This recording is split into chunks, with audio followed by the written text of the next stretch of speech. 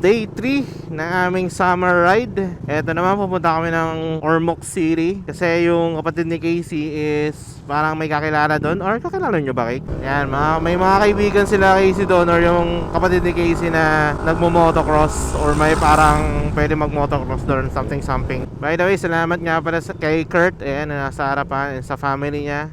Kasi pinatuloy kami dito sa house nila dito sa may Palo, Leyte, no? Sana hindi kami abutan ng ulan kasi mukhang may paparating, oh. Mula dito, 2 oras papuntang Ormoc City.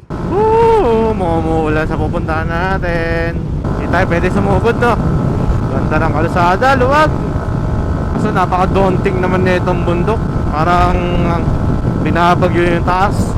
Pero sana doon na sa taas ang ulan. May to turn right tayo, o susundan lang din tong kalsada na to. Ganda talaga yung kalsada, sarap. Lubak ka. Sarap mag top speed dito, lintik. Grabe, walang babaan ng throttle dito. Pero maintaining lang kami ng 80 kph based dito sa mapa o sa Google Maps ko. May bus, may bus.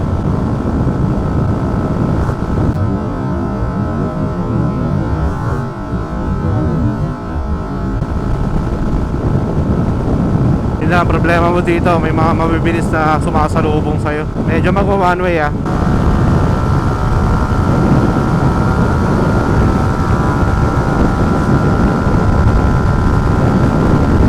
Going to Corbadaan na tayo. After na itong asfalto na ito, malubak ka. Dahan-dahan ka lang. After ng Corbadaan, maganda na yung right. Clear. Pero may mga kasalubong, Nakahaba ng kurbada. May parang one way dito, Tapos may butas, laki. Uy, ang ganda ng view, dito sa right. After ng kurbada, may parang palubak, magbagal ka. After ng S na yan, may lubak din, mababagal ka. Tapos magle-left tayo. May sunod-sunod tayong kurbadang dadaanan based sa mapa. Yan naman, lalabas na naman si Canyon Street. Sa tulay may pababa. Tapos may palubak dito. Expect na wala tayong sisilungan dito, After nyan, clear. Clear pa rin. Meron na. After ng white na yan, may isang tricycle. Tapos van. After ng van, clear. After ng van. Hala. Yung intercom, nag-battery low. Pero kanina, nung inon ko siya, 80%. OMG, may ulan na yata tayo. Kasalubong natin, so far, wala naman sign ng ulan. Sana lang di pa bumagsak. Wala akong makitang bayan or pwede natin pagsilungan if ever. Yung mga kasalubong dami. Ayan, maluwag naman ang left kung sakali. Ayan, tapos na yung Corbadaan. Chill na tayo dito. Welcome to Cananga. Mukhang kakadaan lang ng ulan dito, Parang hinahabol natin yung ulan. Ayan, padiretso na yan. Going to Ormoc City na kami. And ipapansin nyo, umulan na dito. Basang-basa yung kalsada, tingnan nyo. Mula dito, mga 9 kilometers na lang, nandun na kami sa destination namin. And so far, goods naman yung biyahe, tuloy-tuloy naman. Kaso sa ngayon, maghahanap kami ng motorcycle shop. Kasi yung ni Casey, yung motor niya, may problema sa swing arm. May ganito pa kayong sukat na bolt. Pero may mga 10mm po kayo, tapos medyo mahaba. Sukat muna natin. Malaki ba to? Mas manipis. May mas manipis po kayo sa ganito. Ito. Magkano po yun? Bas may T-range po kayo 12. 12 po na T-range. Pwede po makahiram sandali. Hindi kinaya ng ni Casey yung swing arm ni Casey. Yung lubak. Eto po boss, Thank you po. So yun nga, yun yung problema ng swing arm ni Casey, yung bolt natanggal. Hindi rin kasi pwedeng ibiyahe ng malayo kapag yung pinaka-support ng bolt sa engine and swing arm natanggal or wala. Kaya buti na lang may nakakita kami kasukat. Sana lang din magtagal yan hanggang Ginubatan, no? Hanggang makauwi kami ng Ginubatan. So technically dito pa lang kami sa Ormoc. So yun, punta lang kami dito sa may resort na pag-i-stayan namin. 15 minutes mula dito papunta doon. So update na lang guys kung anong susunod na mangyayari.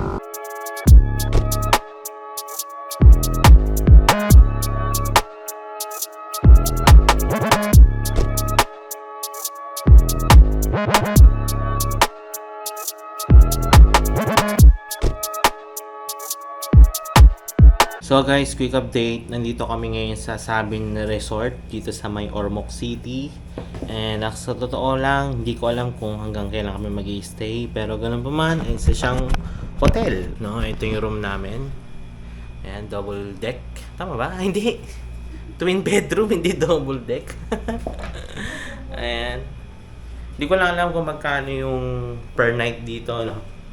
Pero yung tour ko lang kayo sandali. Ito yung ating CR. Ayan. Meron tayong shower room. Tsaka yun, may bidet. Tapos ito yung pinaka room namin. Ayan. Si Casey, tapos si Kurt, tsaka yung kapatid ni Casey na si Jim. Ito yung parking namin guys. Diyan sa labas lang. So yun, I don't know kung maliligo kami dito or mag-i-stay lang per night. Kasi ang plano nga talaga for today is magmo-motocross daw sila Casey. Pero ngayon, parang since hapon na kami dumating dito sa resort na to, parang bukas na lang yata. Baka magpahinga na lang kami ngayon dito or yan, baka maligo, no? So guys, magsiswimming muna kami. Hindi ko kasi alam kung saan may beach dito, no?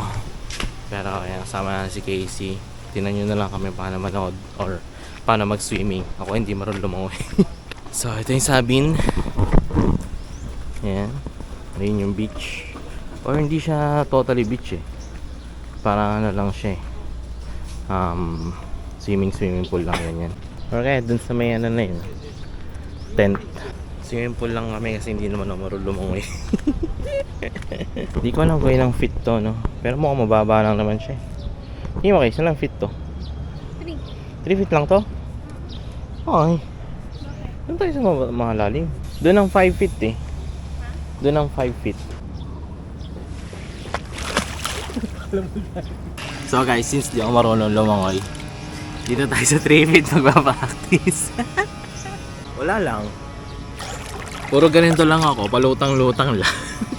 Kasi di naman ako marunong lumangoy. Si Casey ayaw pa bumaba eh. Oo, bakit? So yan guys, swimming muna kami dito. Mamaya lulubog natin tong camera. Kakabit ko lang yung waterproof case.